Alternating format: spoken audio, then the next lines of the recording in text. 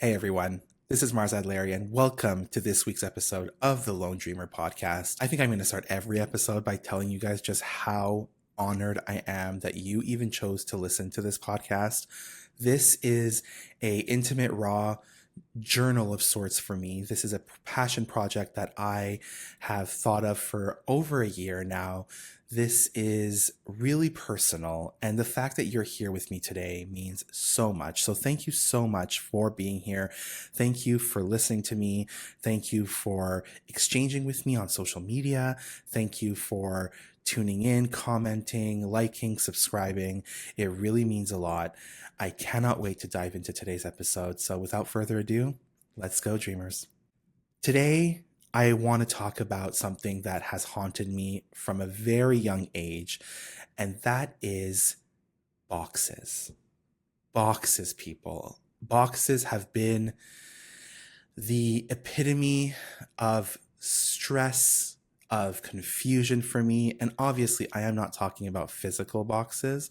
I am talking about the metaphoric box that people want to put you in to understand who you are, what you're about, and what you're going to be. And my parents boxed me in from a very young age.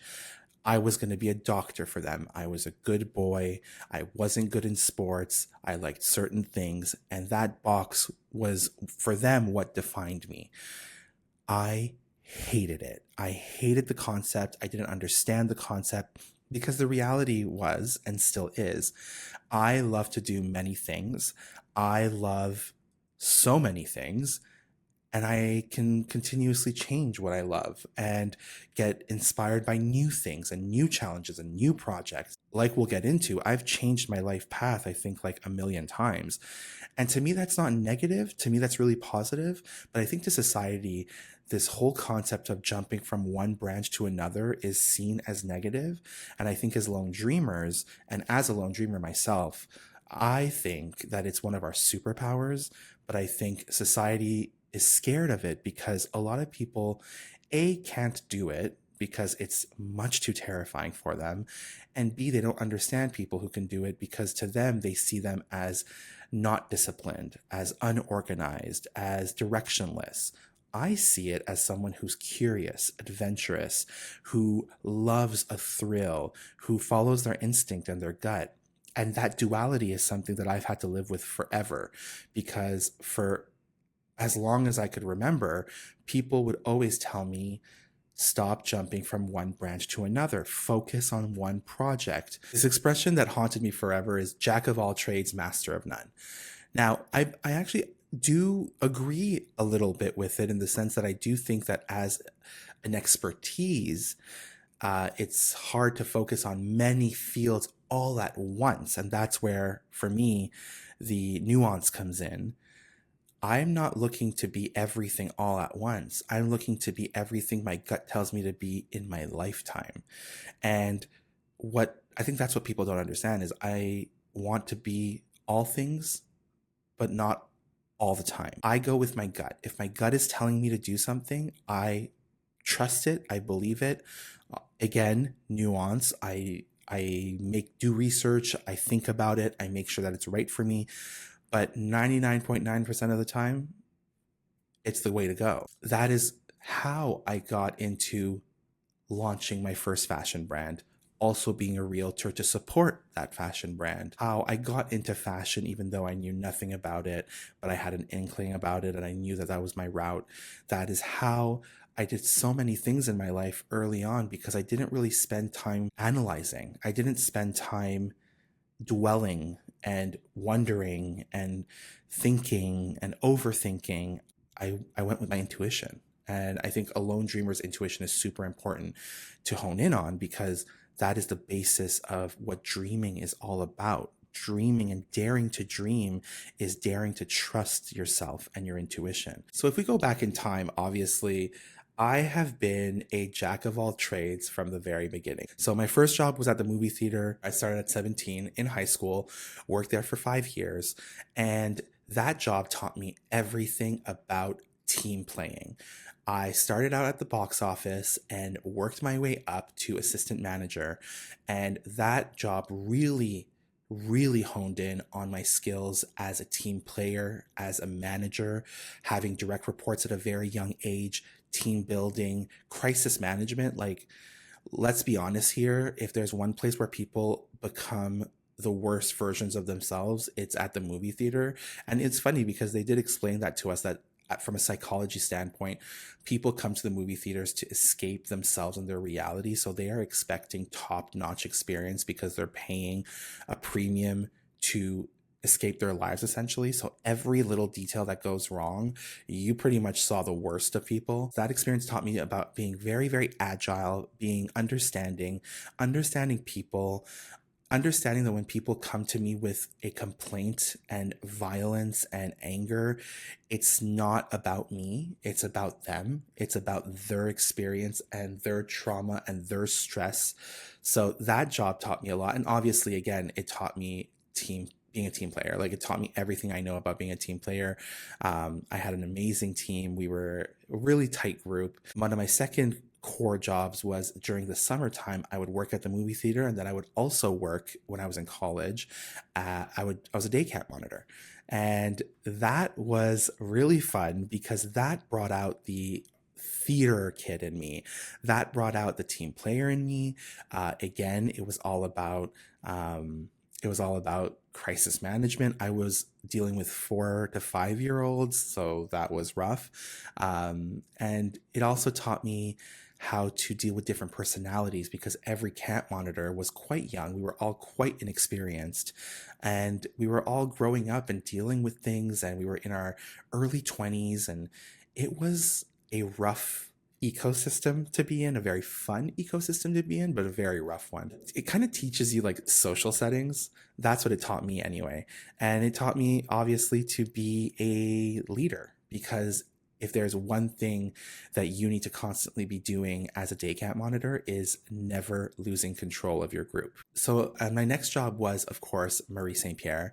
Now, mind you, the beginning of my journey at Marie St. Pierre, I was an intern. So I was still working at the movie theater. When I started, it was the summertime. So I would do Marie St. Pierre from about 9 a.m. to 4:35.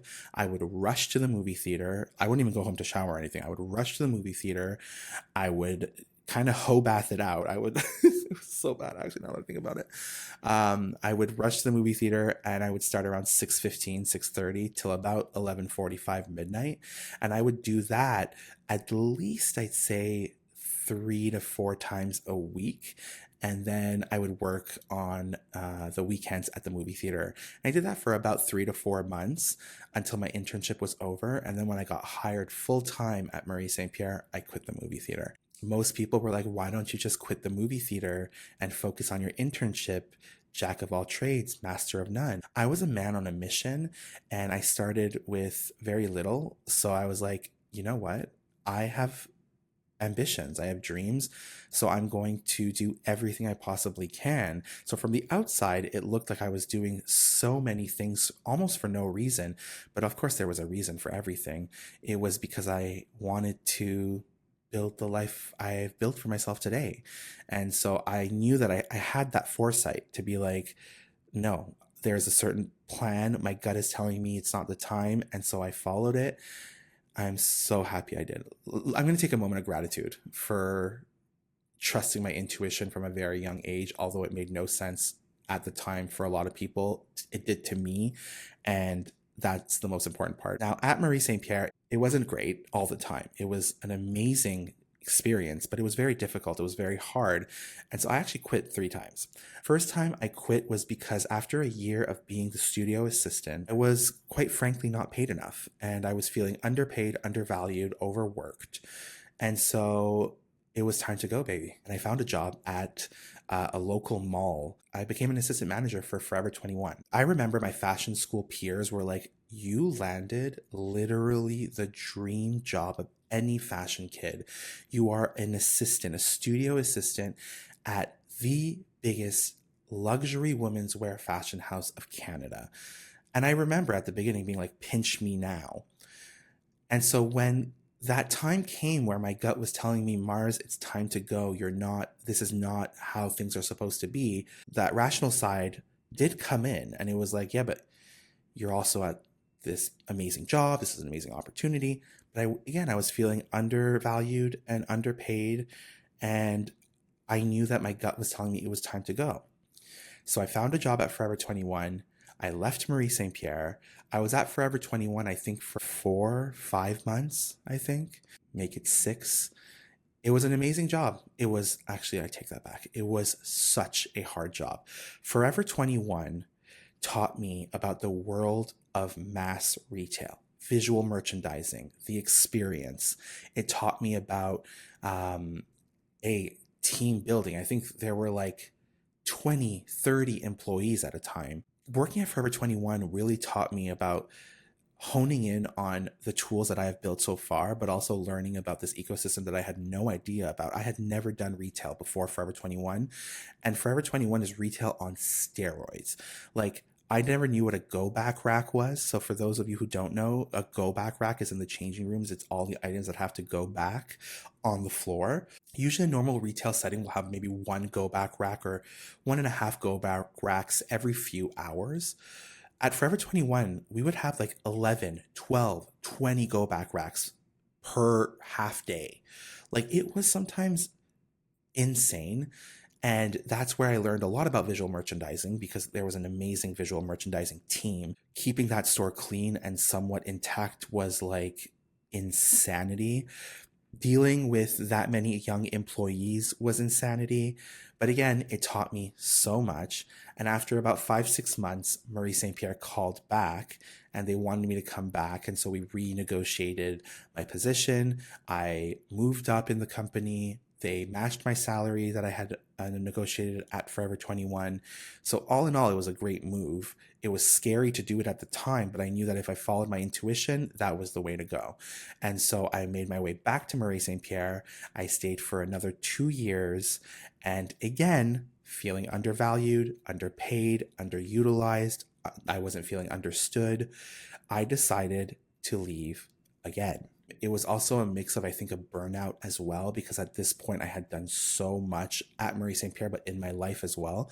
I decided to leave. I started my own Persian sweets and tea company, Lust Atelier Sucré, and I started that with my mom.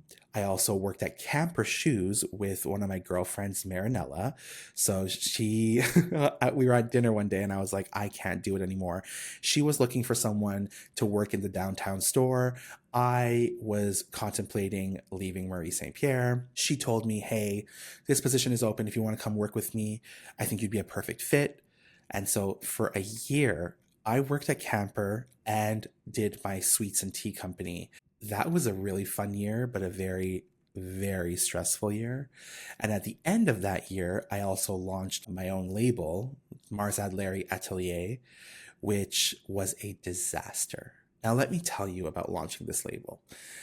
When I left Marie St. Pierre the second time, I was like, I want to do everything that is in my gut. I want to do it all. I felt so tired. I think that was probably the most burnt out. No, that's not the most burnt out I've ever felt, but it was one of the times where I really truly felt burnt out. Doing this podcast is crazy because it's throwing me down memory lane so bad. And I'm doing this with you guys. I'm telling you guys, these podcasts are not overly rehearsed.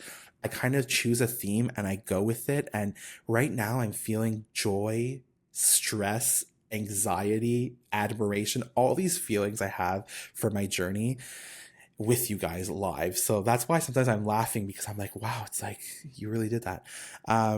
So when I left Marie St. Pierre, I really wanted to do everything that I had ever dreamed of. And the tea company was something that was in the back of my mind, because as a kid, my parents would make sweets, Persian sweets for the Persian community, and they were really delicious and really well known. I was like, oh, what can I do? And ecom was starting to really build up. And in Montreal, there was really no experience that took the Persian heritage into account. And so I kind of put all these ideas together and I was like, yeah, let me try this, right? And so I did, and it was an instant success in terms of like people really gravitated towards it. My greatest asset as a creative is PR and communications and telling a story. So we got some press, we got some exposure, we got into Hold Rent for Ogilvy's, we got into doing different pop-ups around the city. That was really fun. The flexibility from working at the shoe store, the beauty of it was that every week the schedule changed. So I was able to be a little flexible. I also worked with my girlfriend Marinella, who was the boss at the time. So that also helped. And then another dream of mine was to have my own label. So I started, thinking about how I could do that. So I would take the money that I made from the shoe store and split it into three buckets, essentially my living expenses. I would split it into Lust. Lust, the beauty of it was the contracts that we would get kind of paid for itself. We never really made any money with it, but it paid for itself. So I didn't have to pump in too much money into it. And then I wanted to make my own fashion line. And so for about 4 or 5 months, I created my fashion line, worked with Montreal artisans and pattern makers and suppliers to bring these very, very avant garde pieces to life. Marinella actually hand crocheted a skirt for me, which was beautiful. I'm really good at honing in on people's skills and talents and bringing them together and packaging them to make magic, essentially. And so that's what I did. I used everyone that I possibly could as partners in my journey. And together we built this amazing line. I asked a girlfriend of mine if I could host it in her condo building's, rec room, essentially. It was a beautiful room. My girlfriend Samantha and her mom Marina did the bar. My girlfriend Marinella and her mom, who was an wow, I just got a little emotional. Sorry. I'm realizing as I'm saying this that Marinella is one of my closest friends today, but has been part of my journey quite a bit because Marinella is also, I think, a lone dreamer. We would dream a lot together and still do. Um, Marinella's mom actually was the caterer of the event. And it's funny because in life, we sometimes don't realize just how important some relationships are until they're gone. So Marinella's mother, rest her soul, passed away a few years ago, but she was such an amazing talent. Franca was such a light, and she really believed in artists. She was an artist herself. Marinella's an artist. Her family's very artistic, and Franca did all the catering. When I say catering, this event was catered so beautifully. But I wouldn't have had that experience to give to people if it wasn't for Franca. So a little thought for Franca, love for Franca, Marinella, her family. Yeah. Anyways, all these people came together to help me bring this amazing event to life. An event I'm very proud of. We got, so much of the who's who of Montreal was at this event. It was really magical. My best friends, I was a monster at this event. I'm going to tell you right now, I had never become such a fashion, not a bridezilla, but I was bonkers at this event. So my family, my girlfriends were all such a support system to me, and I was such a dick at this event, but I was nervous. I really thought that this was going to be the beginning of something amazing. And the day after I launched the event, and it was a success, it was great, crickets. And that is where I learned for the first time in my life that hype is not everything, and you cannot build a business purely on hype.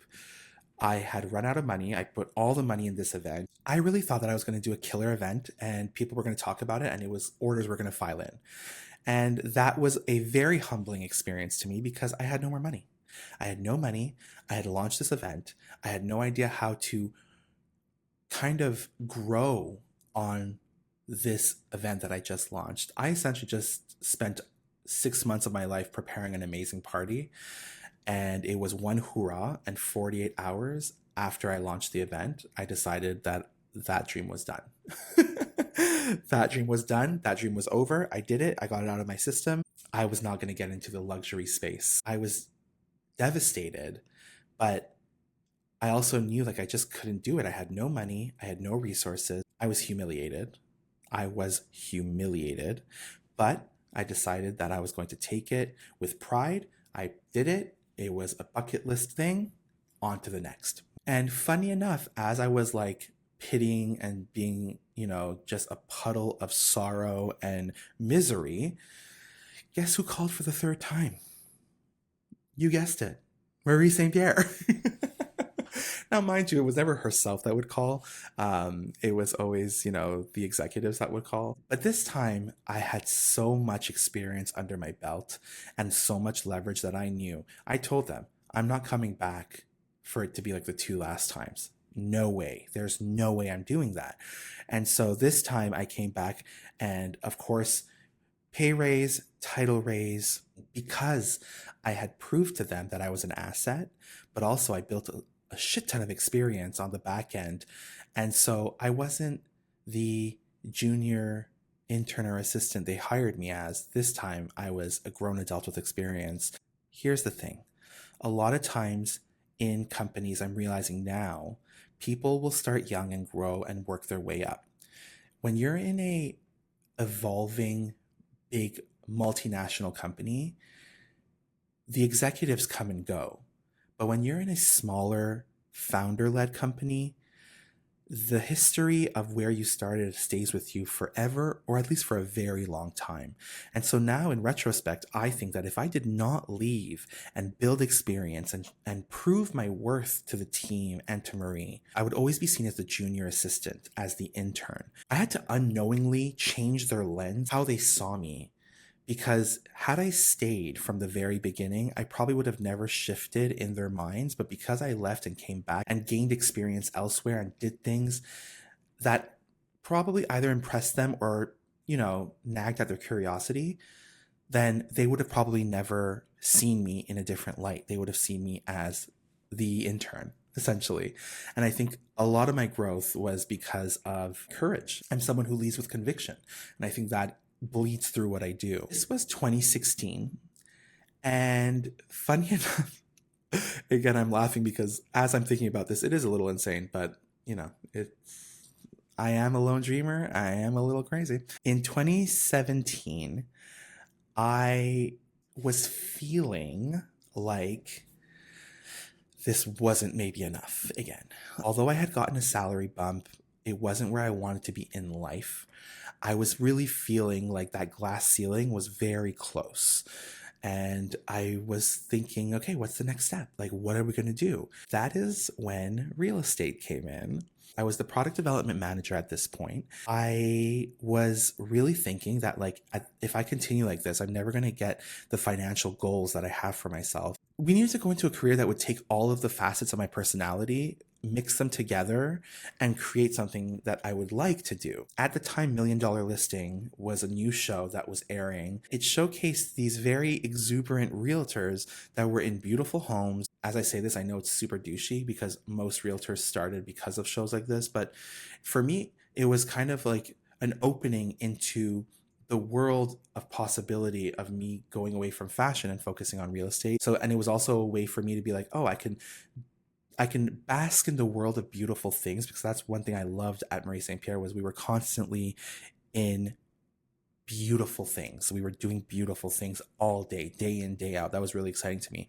And so I could be in a beautiful environment, and then I can also make money. Naively, I thought that, because that couldn't be further from the truth of what real estate really is. So what I did is I enrolled into real estate school. So I would do Marie St. Pierre from 7:30 in the morning till 4:35. And then I would hop to real estate school from 6 to 10 p.m. I did that about 3-4 days a week. And in 2018, I got my real estate license. So for 2 years, I worked at Marie St. Pierre and I did real estate on the side. Mind you, I think I did like 1 or 2 transactions a year for friends, family. My career grew at Marie St. Pierre. I was building real estate. People were like, you're insane. What are you? What are you doing? Again, I knew that I had to do this for myself. It didn't make that much sense, but I knew that I had to do it, and I'm so happy I did. And then the pandemic hit in 2020. So Marie St. Pierre had to shut down for a while. And that is when I went full time in real estate. And I thanked my intuition, because I had this playing card to take out when the world fell apart. One of the industries that flourished was real estate. And so I joined a new team. I went ham in real estate. I was really good at real estate. I was good with people. I was good with experiences, relationships, bringing a dream to life, communication. Not so good at the negotiating part. I can negotiate, but I don't love to negotiate. The beauty of joining the team that I did, which was Équipe Tardif, so shout out to Maxime and David, they were the number one team in Canada. I've always admired people who are masters of their craft. And instead of being intimidated by it, I've always wanted to feed off of it.